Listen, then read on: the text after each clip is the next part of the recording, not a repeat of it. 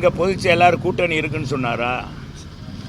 இல்லை தம்பி விஜய், சரிங்க நான் சொல்கிறேன் கேளுங்க. சமூக வலைதளத்தில் 1000 பேசுவாங்க தம்பி. எங்கள் பொதுச் செயலாளர் சொன்னாரா? தம்பி விஜய் சொன்னாரா கூட்டணியில் இருக்கிறோம் அப்படின்னு சொன்னாரா? நான் கேட்குறேன் நீங்கள் தான் கேள்வி கேட்டீங்க. நான் கேட்குறது இந்த ரெண்டுக்கு பதில் சொல்லுங்கள். விஜய் சொன்னாரா ஏற்கனவே கூட்டணி இருக்குன்னு சொன்னாரா? வர்ற தேர்தலில் கூட்டணின்னு அறிவிச்சுட்டு இப்போ இல்லைன்னு சொன்னாரா? அவங்க கட்சியை விளக்குறாங்க. நானே ஏற்கனவே பல முறை சொல்லியிருக்கேன். பல முறை உங்கள் ஊடகங்களை சந்திக்கும் போது விஜய் கட்சி ஆரம்பிக்கிறதுல எங்களுக்கு மகிழ்ச்சி, எங்களுக்கு சந்தோஷம். ஒரு இளைஞர் தமிழ்நாட்டில் ஒரு இளைஞர் அவர் ஏற்கனவே புரட்சி தலைவர் செஞ்ச மாதிரி ஒரு சில காரியங்கள் தான் செய்கிறார். புரட்சி தலைவரோடு ஈடுபடுத்தி இல்லை, அந்த இருக்கிற குணமாச்சு இருக்குது. இன்றைக்கி இருக்கிற நடிகரில் இல்லாத குணம் அவருக்கு இருக்குது. அதனால் பாராட்டுறோம். அவர் அரசியல் இயக்கம் வர்றதோ தொடங்குறதில் எங்கள் வாழ்த்துக்கள் அப்படின்னு நான் சொல்லியிருக்கோம். இது மாதிரி தானே ஒழிய நீங்களா ஊடகங்களை பேசுனாங்க, சமூக வலைத்தில் பேசுனாங்கன்னா 1000 பேர் பேசுவான். 1000க்குலாம் பதில் சொல்ல முடியுமா? எத்தனை முனை கூட்டணி வந்தாலும் 2026 திமுக தலைமையான கூட்டணி தான் ஜெயிக்கும்னு தொல் திருமாவளவன் சொல்லியிருக்கிறார். அவர் சகோதரர் திருமாவளவன் இப்போ கொஞ்ச நாளாக பார்த்தா ஆதவ அர்ஜுனா சொன்னதுலேருந்து அவருக்கு என்ன பேசுறதுன்னு தெரியல. என்ன இப்போ நேற்றே ஆதவ அர்ஜுனா சொல்லியிருக்காரு.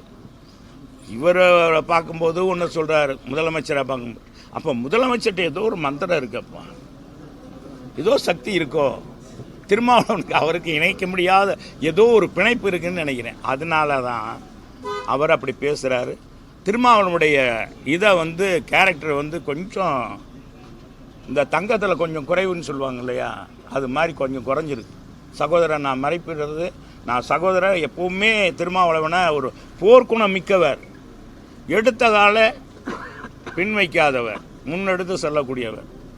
அவர் சமீப காலமாக இந்த கூட்டணி பேச்சுவார்த்தை, அது திமுக உடைய அந்த அழுத்தத்தின் காரணமாக, திமுகவுடைய அழுத்தத்தின் காரணமாக தான் அவர் இப்படி மாதிரி பேசுகிறாருன்னு நினைக்கிறேன். இதனால் திமுக நம்முடைய திருமாவளவனை சகோதரரை நம்ம குறை சொல்ல முடியாது. ஆளுங்கட்சி என்ன வேணால் செய்வாங்க அப்படின்ற அடிப்படையில் கூட அது இருக்கலாம். ஆனால் திருமாவளவனை மிரட்டவோ உருட்டவோ முடியாது. அதில் எங்களுக்கு எந்த மாற்று கருத்தும் இல்லை. ஏங்க அவர் என்ன ஏங்க இதெல்லாம் கட்சி செயல்வீர கூட்டத்தில் 1000 பேசுவாங்க. அதை போய் நான் பேசாத கூட பேசினதா ஒரு டிவிக்காரன் கூட ஒரு இது பண்ணி போட்டிருந்தாங்க. பார்த்தீங்கன்னா இப்படி நான் தான் அப்படின்னு. எப்போவுமே நான் தான் எந்த அதிமுக தொண்டனும் சொல்ல மாட்டான். எப்போவுமே எவனுமே சொல்ல மாட்டான். அவன் அதிமுக தொண்டனே கிடையாது. டேய் இது எங்கள் கட்சிடா, நாங்கள் வளர்த்த கட்சி இல்லையா அதிமுகன்றது.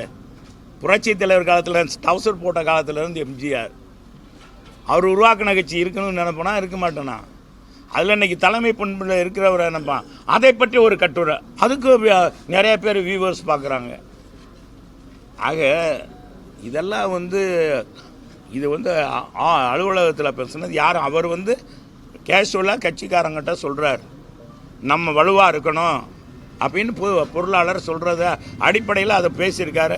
அதை எடுத்து டிவியில் போட்டு நீங்கள் அப்படி இப்படின்னு பத்திரிக்கையிலையும் போட்டு எங்களை எங்கிட்ட மட்டம் தட்டணும்னு நினைக்கிறேன். நீங்கள் தட்ட எங்களை தலைவரை அப்படி தான் பேசுனாங்க. தலைவர் கடைசியில் ஜிங்குன்னு நின்றார். 3 தடவை அசைக்க முடியாமல் வனவாசம் போக வச்சார் திமுக. அதே மாதிரி எடப்பாடியார் நீங்கள் கொடுக்குற அழுத்தம், நீங்கள் கொடுக்குறது அப்பா நீங்கள் செய்கிறதெல்லாம் பார்த்தா எங்களை தான்ப்பா போட்டு வாட்டி வதைக்கிறார். கொடியே தப்பான்றாரு, குழு அமையன்றாரு, இப்போவே அந்த கிளைக்கழகம் அமைங்கன்றாரு, எல்லாம் செய்கிறாரு. அவர் பார்த்தா பம்பரமாக இதுவரைக்கும் கட்சியில் இல்லாத புதுமையெல்லாம் காடை கையில் கொண்டு போய் கொடு அப்படின்றார் எங்கள் பொதுச் செயலாளர். காடை கையும் இது மாதிரி எந்த கட்சியிலேயாச்சும் பொதுச் செயலாளர் சொல்லியிருக்காரா? அதுக்கு ஒரு குழு அமைச்சு விடுறாரு. இப்போ இந்த அமைச்சிருக்கிற குழு அதெல்லாம் செஞ்சுருக்காங்களான்னு பார்க்குறதுக்கு குழு வருது. ஆக இந்த மாதிரி எங்களுடைய வேகமே தனி. மக்கள் எங்கள் பக்கம்ப்பா, மக்கள் எங்கள் பக்கம் இருக்கிறத அரவணைச்சு அவங்கள கொண்டு போய் ஓட்டுச்சாவடி கொண்டு போகணும். அதுக்கான பணிகளை செய்யுங்க, நான் மற்றதை பார்த்துக்கிறேன்னு இருக்காரு. மற்றது எதுவுமே இல்லை. பாதகம் செய்பவரை கண்டால் நாம் பயங்கொள்ளலாகாது பாப்பா. மோதி மிதித்து விடு பாப்பா, அவர் முகத்தில் உமிழ்ந்து விடு பாப்பா.